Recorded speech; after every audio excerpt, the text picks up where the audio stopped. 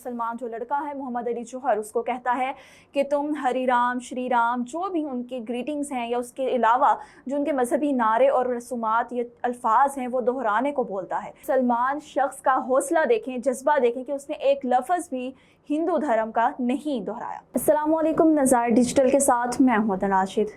एक अफसोसनाक वाक़े के बाद मजहबी इंतहा पसंदी के रुझानात पर कई सवालात फिर से खड़े हो गए। ऐसा क्या वाक़या पेश आया कि जहां मजहबी इंतहा पसंदी इस कदर बढ़ गई।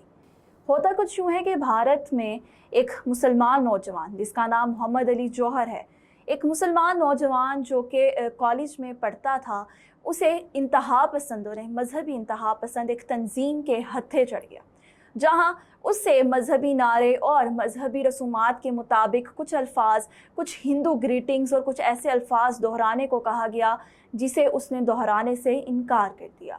यहाँ पर मज़हब के बिना पर, मज़हब को बुनियाद बनाते हुए दो लोग किस तरह एक दूसरे के साथ इस कदर लड़ सकते हैं, इस कदर इंतहा पसंद हो सकते हैं कि एक दूसरे को कत्ल कर दिया जाए।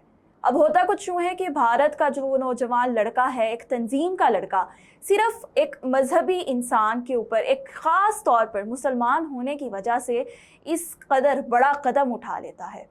होता ये है कि वो शख्स मुसलमान जो शख्स है, मुसलमान जो लड़का है मोहम्मद अली जौहर, उसको कहता है कि तुम हरी राम श्री राम जो भी उनकी ग्रीटिंग्स हैं या उसके अलावा जो उनके मजहबी नारे और रसूमात ये अल्फाज हैं वो दोहराने को बोलता है।